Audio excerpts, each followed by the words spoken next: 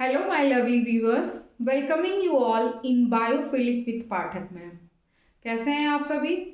ठंड का मौसम बहुत ज़्यादा बढ़ गया है, तो आप सभी अपना ख्याल रखें। और आज वीडियो शुरू करने से पहले ही मैं आप लोगों से एक रिक्वेस्ट करना चाहूँगी कि प्लीज़ वीडियो को अंत तक देखा करिए, तथा आपको ये पसंद आता हो तो इसे लाइक ज़रूर किया करिए और चैनल को प्लीज़ सब्सक्राइब करिए, क्योंकि अभी मेरा ये नया चैनल है और मैं यहाँ पे अपना सबसे बेहतर प्रयास कर रही हूँ करने का। आप हमारा साथ देंगे तो और अच्छे कंटेंट मैं आपके सामने हमेशा लाती रहूँगी। आज का हमारा जो टॉपिक है वो क्लास 12th का है। क्लास 12th एनसीईआरटी से हम जो है लिए हैं इसको। चैप्टर का नाम है human health and disease. Topic जो है वो एड्स है। एड्स मैंने लिखा हुआ है। ये टॉपिक वैसे तो दिया हुआ है क्लास 12th में, पर सामान्यतः ये जीएस के लिए तथा आपके तमाम प्रतियोगी परीक्षाओं में पूछा जाता है। इसके विषय में इसका विस्तार नाम क्या है, एड्स का पूरा नाम क्या है, किस वायरस के थ्रू फैलता है, तथा एड्स दिवस कब मनाया जाता है, इस तरीके के सवाल। तो उनके लिए भी आज का यह वीडियो लाभकारी है। एज वेल एज हमारे इंडिया में इसके लिए तमाम अवेयरनेस फैलाने की अत्यधिक आवश्यकता है। आज की वीडियो के अंदर आप ये बात जानेंगे कि आवश्यकता क्यों है। तो चलिए देखते हैं। एड्स एड्स का पूरा नाम पहले ही मैं आपको लिख दी हूँ, एक्वायर्ड इम्यूनो डिफिशियंसी सिंड्रोम। देखिए यहाँ पे आपका तीनों शब्द को मैं बारी बारी से आपको बताती हूँ। पहला शब्द है एक्वायर्ड इम्यूनो डिफिशियंसी सिंड्रोम। देखिए एक्वायर का मीन्स होता है किसी चीज को एक्वायर करना। बाय बर्थ ये डिजीज किसी भी पर्सन में नहीं हो सकती, ये हम बाद में जो है एक्वायर करते हैं। जैसे इम्यूनिटी आपका इसके पहले का जो टॉपिक था उसमें इम्यूनिटी दो टाइप का बताया हुआ है। पहला है आपका इनेट और दूसरा एक्वायर्ड इम्यूनिटी। तो इनेट वो इम्यूनिटी जो जन्म से ही आपके शरीर में है, और एक्वायर्ड जिसे आप बाद में एक्वायर कर रहे हैं। तो उसी तरीके से ये जो आपका डिजीज है ये बाद में किसी भी पर्सन को होता है। इम्यूनो का अर्थ यहाँ पे हमारे शरीर के इम्यून सिस्टम से है, ठीक है। उसके बाद डिफिशियंसी का पर्टिकुलरली मीन्स होता है किसी चीज में कमी आना, है ना। डिफिशियंसी यानी हमारे इम्यून रिस्पॉन्स में जब कमी आने लगे, जैसे कि हमारे शरीर में जब भी कोई एंटीजन प्रवेश करता है, वो antigen protozoan, bacteria, fungus, virus, etc कुछ भी हो सकता है जो हमारे लिए हार्मफुल हो, दैट इज कॉल्ड एंटीजन। अगर उसका प्रवेश हमारे शरीर में होता है तो हमारी शरीर उसके अगेंस्ट जो रिस्पॉन्स मतलब जो रिस्पॉन्ड करती है, that is called actually immunity. और वही इम्यूनिटी अगर प्रॉपर वर्क नहीं कर रही है तो वहाँ पे डिफिशियंसी हो जाएगी, कमी मतलब कमी आ जाना उस क्षमता में। तो इसका मतलब हुआ कि मतलब ऐसी कमी जो कि जो हमारे इम्यून सिस्टम में आ जाती है, दैट इज कॉल्ड एड्स। तो ये एड्स का नाम पूरा नाम ये हो गया, ठीक है। एड्स दिवस हम लोग मनाते हैं 1 दिसंबर को, है ना। यह जो बीमारी है पहले तो प्रचलन में नहीं थी। प्रचलन में क्यों नहीं थी? क्योंकि इसके बारे में किसी को बेसिकली जानकारी नहीं थी, ठीक है, इसलिए यह प्रचलन में नहीं थी। तो पहले क्या होता था कि लोग इस बीमारी से ग्रसित होते थे। कारण इसका ये है कि इस बीमारी के लक्षण आने में कई वर्ष लग जाते हैं, तो इसीलिए जल्दी पता नहीं चलता है कि पर्टिकुलर पर्सन को एड्स ही हुआ है, इसलिए। तो इसके विषय में अवेयरनेस फैलाने के लिए पूरे दुनिया भर में तमाम कार्यक्रम चलाए गए, जिसके अनुसार एक हमने रखा वर्ल्ड एड्स डे, जो कि मनाया जाता है 1 दिसंबर को, ठीक है। अब इसके बाद थोड़ा सा हम लोग जान लेंगे एड्स की क्या हिस्ट्री रही है, मतलब कैसे एड्स को जो है इन्वेंट किया, कैसे पता चला कि हाँ ऐसी भी कोई बीमारी जो है मनुष्य में है जो कि इतनी ज़्यादा घातक हो सकती है, उसके विषय में जानते हैं। तो सबसे पहले फर्स्ट डिस्कवर्ड इन होमोसेक्सुअल्स। देखिए ये वर्ड को मार्क मतलब बताने लायक है। दिस इज होमो मीन्स क्या होता है? Same, sexual means same sex. When sexual contact occurs between same sex, मतलब कि जैसे पुरुष का पुरुष के ही साथ संबंध स्थापित करना, that is called homosexual. Common language में हम इसे गे रिलेशनशिप भी बोलते हैं। गे मीन्स पुरुष एवं पुरुष के बीच संबंध, ठीक है। और अगर यही पुरुष तथा स्त्री के बीच हो that is called heterosexual relationship, but here it is homosexual. मतलब कि यह पहली बार डिस्कवर्ड किया गया व्हेन होमोसेक्सुअल इन यूएसए इन 1981, यानी कि यूएसए में यह सबसे पहली बार 1981 में होमोसेक्सुअल्स के बीच में डिस्कवर किया गया। ठीक है, यानी कि पर्टिकुलर सेम सेक्स के लोगों में। उसके बाद earlier it was named grid, मतलब यहाँ पे पहले ही एड्स नाम नहीं रख दिया गया, क्योंकि पहले इसका जो है नाम रखा गया था गे रिलेटेड इम्यून डिसऑर्डर। ये समझा गया, जिन डॉक्टर्स ने इसको डिस्कवर किया उन्होंने यह समझा कि पर्टिकुलरली ये बीमारी सिर्फ उनमें हो रही है जो मतलब गे लोग हैं, यानी कि जो सेम सेक्स में अपना रिलेशन बना रहे हैं, उन्हीं में ऐसा हो रहा है। तो इसलिए पर्टिकुलर इस नाम का, इस बीमारी का पहले नाम एड्स नहीं था, पहले ग्रिड था, जिसका पूरा नाम है गे रिलेटेड इम्यून डिसऑर्डर। तो जब इसके बारे में और अधिक जाना गया तब इसका नाम बदला, और वो कब हुआ वो भी मैं आपको बताऊंगी। तो ये सबसे पहले कहाँ डिस्कवर्ड हुआ? यूएसए में। ठीक है, आपके एनसीईआरटी की किताब में इंडिया के बारे में दिया है कि इंडिया में कब ये डिस्कवर हुआ। ये ही हमारे लिए एग्जाम पॉइंट ऑफ व्यू से ज्यादा जरूरी है, ये तो मैंने आपके नॉलेज के लिए बता दिया। ठीक है, in India AIDS was first found in a group of sex workers in Chennai. देखिए चेन्नई आपका जो है साउथ इंडिया रीजन में पड़ता है। और 1986 में सबसे पहले चेन्नई में ही यह डिस्कवर किया गया, पाया गया। कहाँ, किन लोगों में पाया गया? सेक्स वर्कर्स में। Basically you know very well, आप सभी बेहतर तरीके से जानते हैं कौन होते हैं सेक्स वर्कर्स, जिनका ये पेशा होता है, मीन्स कॉमन वर्ड में बोल देते हैं वेश्यावृत्ति, है ना। तो उन लोगों में सबसे पहले डिस्कवर किया गया एड्स को। ठीक है, तो पर्टिकुलरली अभी हिस्ट्री हमारी खत्म नहीं है, इसके आगे और थोड़ा सा है, उसको देखते हैं। ठीक है,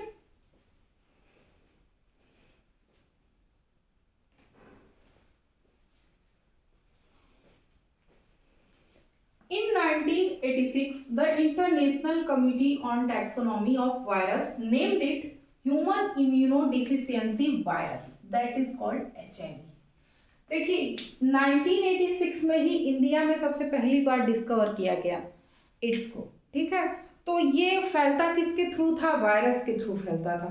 तो बेसिकली जो international committee on taxonomy of virus जो थी, एक संस्था, उसने इसका नाम रखा, इस वायरस का नाम रखा ह्यूमन इम्यूनोडिफिशियंसी वायरस। यह काफी रिजेंबल करता है एड्स से। वहां पे एक्वायर्ड इम्यूनोडिफिशियंसी सिंड्रोम है, बस सिंड्रोम वर्ड और एक्वायर वर्ड अलग है, बाकी यहाँ पे ह्यूमन अलग है, बस डिफिशियंसी मतलब इम्यूनोडिफिशियंसी मैच करता है। ठीक है, तो ह्यूमन इम्यूनोडिफिशियंसी वायरस बेसिकली इसका नाम रखा गया, जिसको शॉर्ट में HIV बोल देते हैं।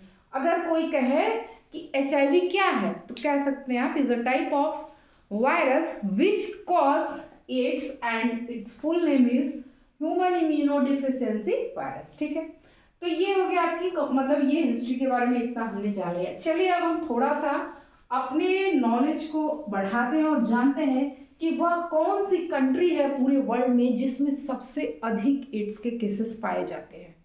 ठीक है, आपको जान के आश्चर्य होगा कि इंडिया में, मतलब विश्व में इंडिया का इस बीमारी से जो है मिलने का जो स्थान है वह तीसरा स्थान है। सबसे ज़्यादा जो है तीसरे स्थान पे इंडिया है, जहाँ पे एड्स के केसेस डिटेक्ट किए जाते हैं, है ना। तो पहले स्थान पे है साउथ अफ्रीका, सेकंड पे है नाइजीरिया, है ना, और थर्ड पे है आपका इंडिया। अभी मैं थोड़ी देर पहले यही कह रही थी कि अवेयरनेस क्यों जरूरी है, यही कारण है जानने का। यहाँ पे सेक्सुअल इश्यूज पे बातें करना एक टैबू माना जाता है इंडिया में। ना तो टीचर्स खुल के बात कर पाते हैं बच्चों से, बच्चे क्लास में बैठ के हंसेंगे, और ना ही पेरेंट्स इस बात को अपने बच्चों के बीच शेयर करते हैं। वह भी इस चीज़ को जो है गलत मानते, खराब मानते। उसी का नतीजा है ये चीज़ कि बच्चे से या फिर और भी जो सोसाइटी के मेंबर्स हैं उनमें इस बात पर खुल के बात होनी चाहिए कि आपके अंदर कोई बीमारी कब जन्म ले रही है, कब आप उसके कारण मृत्यु को प्राप्त हो जा रहे हैं। तो इसलिए इस चीज़ के बारे में आपको खुल के बात करनी है, फुल अवेयरनेस फैलाना है। और साथ ही साथ यदि आपको जानकारी, इसीलिए तो शिक्षा जरूरी है, इसको आपके सिलेबस में क्यों दिया गया है, आप इससे अवेयर हो, अपनी सोसाइटी मेंबर्स को भी अवेयर करें और इस बीमारी से बचें। अच्छा, ये चीज़ हमने जान लिया, इसकी हिस्ट्री और ये क्या इसका विश्व में कौन सा स्थान है हमारे भारत का, ये भी हमने जान लिया। उसके बाद अब हम जानते हैं कि कॉज ऑफ इन्फेक्शन क्या है, HIV का, मतलब जिसके थ्रू HIV आपको हो पाएगा, मतलब ट्रांसमिशन किसके थ्रू होता है, मतलब HIV का ट्रांसमिशन एक व्यक्ति से दूसरे व्यक्ति में कैसे होगा, उसके बारे में हम जानते हैं, उसका क्या क्या माध्यम हो सकता है। ठीक है,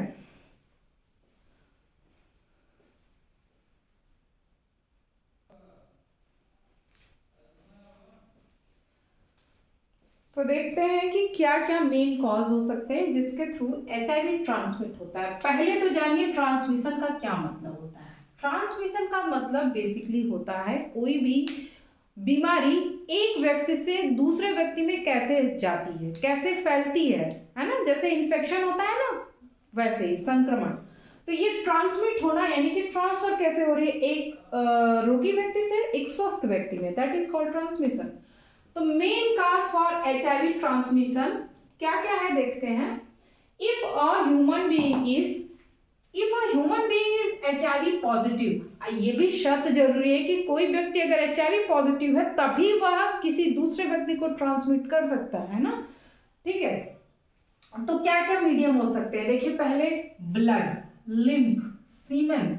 ब्लड नॉर्मल वो ब्लड जो हमारे शरीर में सर्कुलेट हो रहा, और लिम्फ ये ब्लड में ही पाया जाने वाला एक जो है पदार्थ है। ठीक है, दूसरा सीमेन।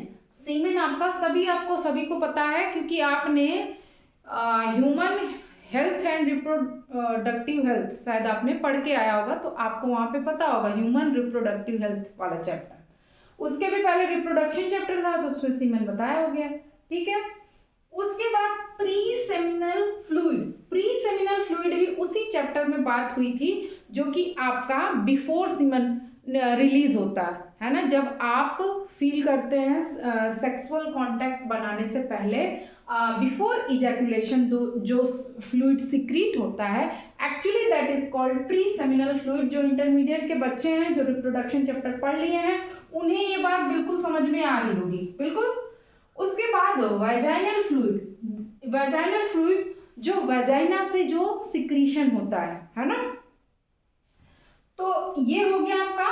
उसके बाद ये तो मान लीजिए मेन मीडियम हो गया जिसके थ्रू ट्रांसमिट होता है, blood, lymph, semen, pre seminal fluid, vaginal fluid. After that HIV is also present in smaller quantity in, कुछ थोड़ी कम मात्रा में पाया जाता है किन किन चीजों में, उसका भी अध्ययन करते हैं। टीयर्स, आंसू में।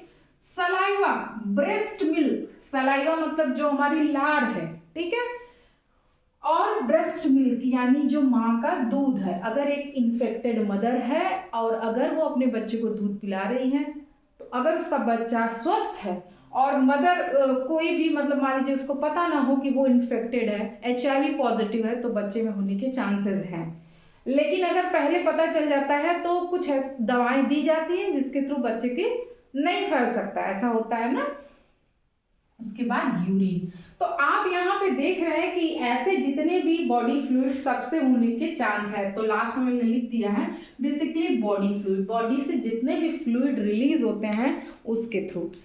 देखिए एक और बात, यह एड्स जो है यानी कि HIV जो है वह पसीने से फैलता है या नहीं, ये एक डिबेटेबल बात है, यानी कि एक विवादास्पद जो है तथ्य है। इसके बारे में डिबेट होता है। कुछ लोग कहते हैं कि भाई नहीं होता है, पसीने के द्वारा भी फैलता है। कुछ लोग कहते हैं कि नहीं ऐसा कुछ भी नहीं है। तो देखिए ये तो आपका कंप्लीट हो गया कि मतलब क्या क्या ट्रांसमिट होने के क्या क्या माध्यम है। इसके अलावा हम आप लोगों को ये भी बताएंगे कि जो है आपके NCERT की किताब में और क्या क्या रीजंस लिखे हुए हैं बेसिकली साइंटिफिक तरीके से। तो क्योंकि NCERT में दिया है तो उसको पॉइंट वाइज हम लोग नोट डाउन करेंगे नेक्स्ट वीडियो में। आज का टॉपिक यहीं तक रखते हैं। इसके साथ साथ मैं आपसे कुछ दो तीन बातें शेयर करना चाहती हूँ। देखिए बीमारी किसी को भी हो सकती है। जरूरी नहीं है कि एड्स आप जब सेक्सुअल कांटेक्ट किसी संक्रमित व्यक्ति से बनाएं तो ही आपको हो। इसके और भी कई कॉज होते हैं और इसका डिटेल जो है चर्चा हम नेक्स्ट वीडियो में करेंगे। उसके साथ साथ ये भी कहना है मुझे कि हमारे समाज में एड्स के रोगियों के प्रति एक सोशल स्टिग्मा बना के रखा गया है। मतलब एक छूत अछूत वाला मामला कि अगर पता चल गया कि नहीं फला व्यक्ति को एड्स है तो उससे दूरियां बनाने लगते हैं, ये गलत बात है। ठीक है। और ये यहाँ पसीने वाली जो बात हुई, मैंने एक ऐड सुना था, उसमें ये था कि क्या जो एड्स का रोगी जो शर्ट पहनता है वो शर्ट यदि हम पहने, मतलब जैसे ऐसा दोस्तों में फैमिली मेंबर्स में ऐसा होता है ना कि एक व्यक्ति का कपड़ा कोई अन्य भी पहन लेता है, तो उसी तरीके से संक्रमित व्यक्ति अगर वही शर्ट शेयर कर रहा है तो क्या हमें एड्स होने के चांसेस हैं या नहीं। तो उस ऐड में तो ऐसा सुना था मैंने कि ऐसा कुछ नहीं होता है, सूखे चुंबन से नहीं होता है जो हम लोग नॉर्मल किस करते हैं किसी अपने मतलब जैसे माँ का बच्चे को चुंबन करना, तो ये एक नॉर्मल ऐसे में नहीं होता है। दूसरा इन मतलब मेरे कहने का यही अर्थ है कि इन रोगियों के साथ सामान्य व्यवहार किया जा सकता है। हाँ, अगर यह पता चल जाए एड्स आपका जब तक पूरे शरीर में अपना फैला न ले रोग, उसके थोड़े समय पहले तो सामान्य जीवन यह व्यक्ति व्यतीत कर सकते हैं।